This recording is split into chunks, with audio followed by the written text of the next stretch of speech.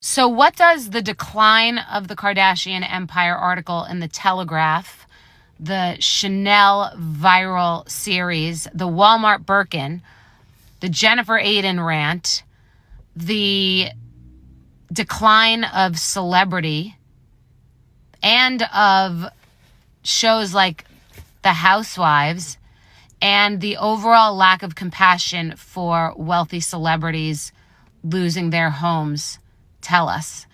And to me, it says that the age of elitism and the flaunting of wealth has come to an end, and people are struggling more than ever and are really craving value and authenticity over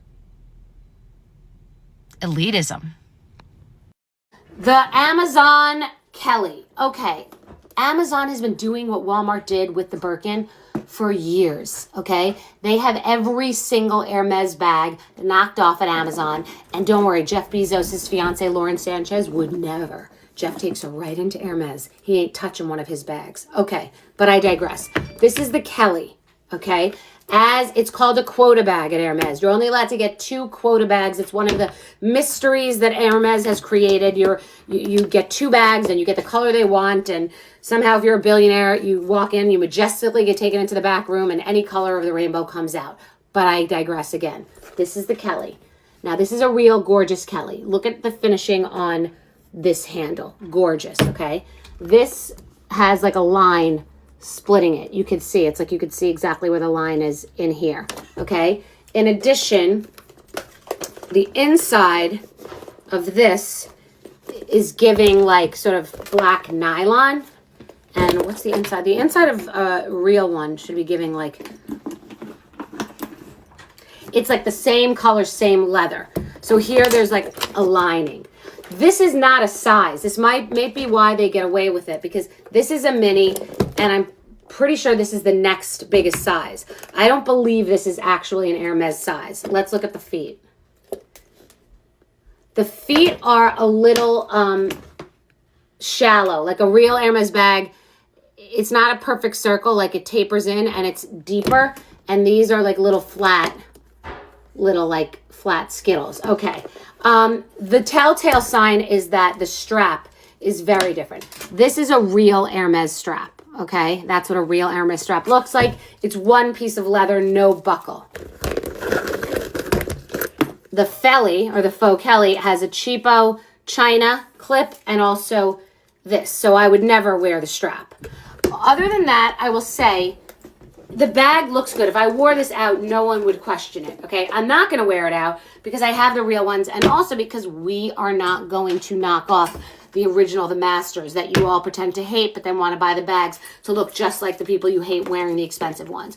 So you have to break free, be creative, and find new designs, and still honor the creator of the original. If you don't choose to pay that because you can't afford it, or you think it's an insane price, which it is, or you don't want to support a multi-billion-dollar company that has the balls to charge $12,000 for a purse, your body, your purse. I'm just educating you on the fact that this is what you get on Amazon in every shape and form that Hermes makes. And this is the real deal Shaquille O'Neal. Once you buy this, this is not an investment, but it's $30. And this could be an investment, but it's really not, because selling it means paying 20 or 30% to a reseller. And if it's not perfect and new in box, it goes for a lot less. And it's an investment is a scam 99.9% of the time. It's not an investment because you can't get out of your bag without paying somebody 25%. All right, gotta go. Love you. All of you freaking out about the closing of TikTok, relax and listen to what I'm going to say. One thing we have not discussed is the mental health and physical health crisis that will be in the aftermath of this tragedy, because people are holding on right now and they're in shock, and they're around people and they're getting a lot of attention and they're talking about it, and some are using laughter to deflect. But this is the sitting Shiva phase, and in a couple of weeks this is going to hit like a ton of bricks. And the physical health aspects of that polluted air filled with toxins and plastic and metal, it's going to be extraordinary. This is a financial crisis and insurance crisis. This is going to be a mental health and a physical health crisis as well. Should we make healthy chicken cauliflower fried rice together? Let's go. All right, we've got some carrots, scallions, peppers, garlic, onion, chicken. I got my wok. All right, some soy or tamari, some rice wine vinegar, a little sesame oil, sweet chili, one more soy. So then I got peppers, the carrots. I'm saving the scallions till later. I recommend this brand of ginger. Onion, cauliflower rice, frozen, whole bag. Now, the beauty of this recipe is it's so much fiber, so many vegetables, antioxidants, really nothing bad for you in here. Just added the chicken. You could do shrimp, you could do anything you want, tofu. I just added like small chopped, rough chopped chicken. Some frozen green peas. Like that really makes it look like fried rice. Definitely in my wok era. We're gonna call this my wok of no shame. Now we're gonna create a well. Make a little scrambled egg in here. And I'm gonna add my sauce. Then mix everybody together. I just added a little salt, some scallions at the end. I'm gonna top it off with some sweet and spicy soy. And I want a little more heat, so a little crushed red pepper. Mommy, look, watch, ready? No, dog, no food for the dog. It's not nice. This is excellent. So good, so healthy. I've never gotten more comments about one thing on a post than this, Asheville. I will tell you what Be Strong Global Empowerment Mission did for Asheville. We sent 100 massive semi-trucks in, filled with aid, and we gave 70 businesses between $4,000 and $9,000. So on the average, $6,000. In Hawaii, we relocated 25% of the survivors who were not FEMA eligible. And it just happened that they were able to clear, like now, clear the area where the fires were to be able to rebuild. And so we built these little structures called ADUs, mini structures, on the old property, so they have some place to dwell while they rebuild. So we were the first in Asheville, North Carolina also, and we're still helping them, and we have another grant coming in to help them. So long after the headlines fade, we are still in a community when it's not popular, it's not in, and nobody's talking about it. So we're still in Hawaii, still in Asheville, still in Paradise. So that's kind of a critical thing. You know, you give money, it flies off like a balloon. You have no idea exactly where it went, who it went to, what it went for. Transparency is critical.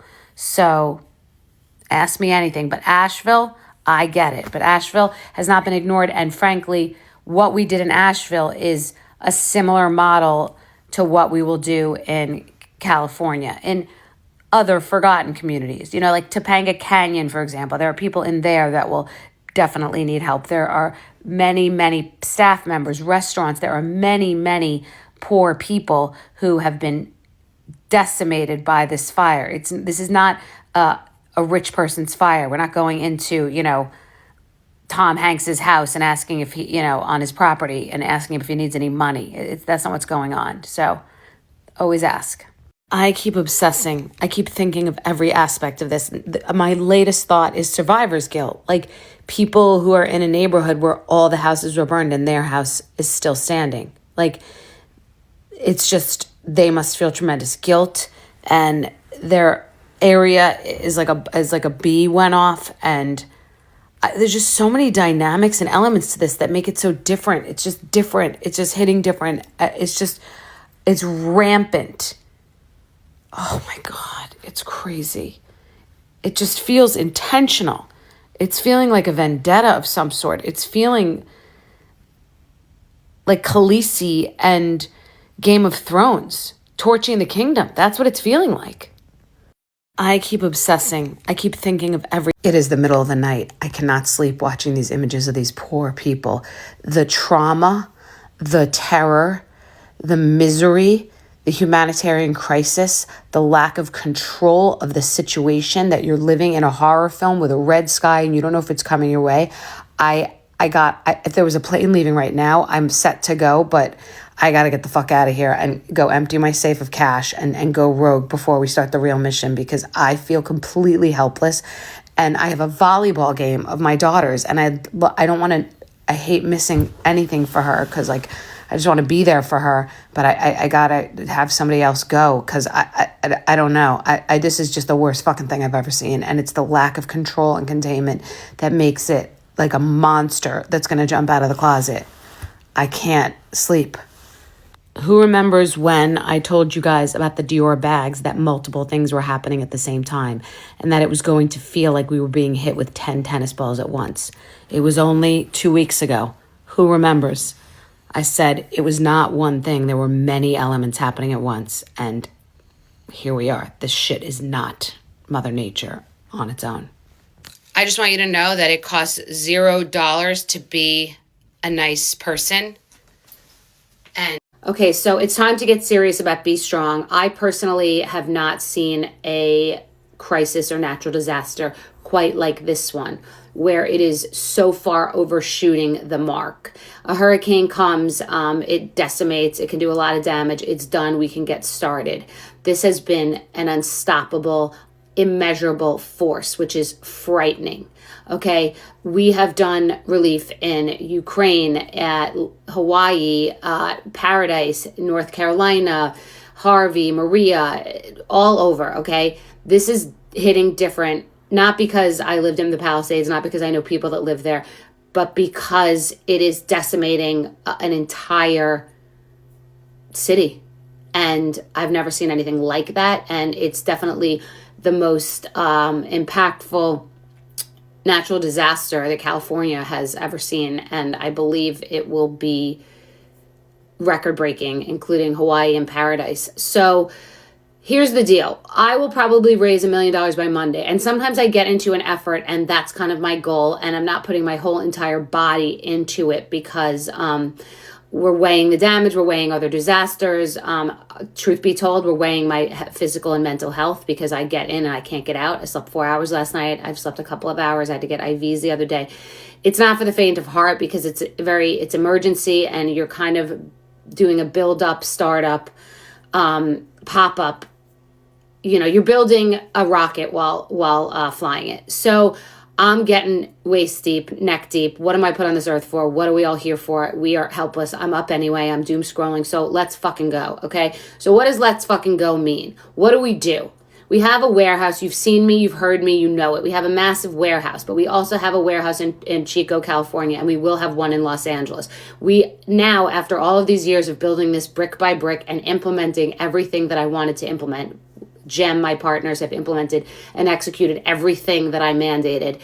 Now we are a model. We are a global model for aid and relief. What does that mean? It means that I can build a Costco in any city, anywhere, and have it filled with aid immediately. We have people ask me, can I bring clothes? Can I bring, people want to get together clothes. Not helpful. Actually distracting and bogs us down. We get $10 million from Avon. We get away toiletry kits. We get dog food. We get hydration, tents, mattresses, clothes, kids' toys, pets, all of it. That's the warehouse model. So we will have a pop-up warehouse that will look like it's been there for 20 years in California, and we will have trucks that are donated that are going in and out like they did North Carolina, 100 big, giant, massive semi-trucks going into Asheville, North Carolina, okay? Put that to the side. Your money's not going there. Just know that that's the infrastructure that we've built with the trust. First thing was Harvey that I did. I could not get flip-flops from Javianis, and I couldn't get mattresses from Casper. I was calling, begging. What was I, some dumb from TV? No one knew me. I hadn't proven myself. And step by step, each time, more and more, where it's its own animal. Those warehouses are constantly being refilled. I don't have to ever call anybody. And here's the craziest thing: I don't have to ever ask anybody for money. I used to beg for money, and then one day it started to be that billionaires that you've heard of started coming and giving us grants and didn't even want anyone to know about it, that major Hollywood actors and actresses and celebrities, that people started coming and giving us money, and your word of mouth, your money, that's what's gone on. So I don't spend my time right now at all asking anyone for money. It's almost like, listen, if you know, you know. Okay, we're not doing rubber chicken dinners. We're not having Beyonce perform. We're not doing silent auctions. There's no Shivari chairs. There's no florals. It's fucking no pamphlets, no advertising. Money to the people in the way of cash cards, okay? We will be distributing cash cards to people, to businesses. We determine the amount. We start smaller. As we keep raising, we go bigger. And it depends on how much we raise and the situation. I raised $17 million in a matter of days for Ukraine. It was a refugee humanitarian crisis. This will also be a refugee humanitarian crisis. People will be homeless. People who work for rich people who work at restaurants, people who are poor that lost their homes, people that have absolutely nothing, people that still have to pay the mortgages on the properties that are burnt to the ground. It is an absolute shit show. And $1 million is adorable, but it ain't gonna fucking cut it. So tell your people, your rich people, your celebrities, whatever you gotta do, badger them, comment them. I don't give a good fuck. We need money now because we can do pretty much anything you want us to do, but this thing's not going to be easy. We will have to have a relocation process like we did in Ukraine, and we relocated thousands of people. So that's what the deal is. It's a multi-tiered model that includes a warehouse filled with aid, that includes cash cards that will be distributed, and we will have that will include crisis kits. I didn't mention that we will set up a place in California. We will decide where, and there'll probably be several locations over the course of time. My team is there right now doing advanced work. So we will have a caravan where cars can come through and get a crisis kit and a cash card. So a lot of things are going on, and we're fucking on it. And why do I know how to do all this? I'm a business person. I also used to do multi-million-dollar events for Merv Griffin Productions, like the Emmys, the Grammys, the rock premiere on Alcatraz, logistical nightmare events that were millions of dollars to execute back then. So I have the brain for this. I'm good for it. It's not that good for me. I will have to manage my health, but this is a fucking crisis and we need money. So $1 million is not going to cut it. That's the whole deal. Tell whoever you know. Love you guys. The other thing about dropping off bags of clothes, in addition to overwhelming people that are volunteering, people who've lost their homes don't want someone's hand-me-downs. Doesn't matter if you're famous. They want dignity, their own cash card to go buy their own belongings to their taste and their liking. Nothing is worse than feeling like a charity case after you've lost everything. That is almost worse than the original thing. Like now you're, a victim charity case. Nobody wants that. It's hard to tell these things that are the truth because it seems like a good deed, but places are turning down clothes now. It gives them, you got to focus on the prize. It gives them something to do that they didn't need to do. And it's just like water. People donate too much water, and there was so much water left in Puerto Rico because it's just like, give them water. It makes you feel better. But they want money. So I have literally people that are so rich that have $1 million bag collections that are telling me their friends want to donate clothes. And I'm like, just give me a fucking check. Okay? That's it.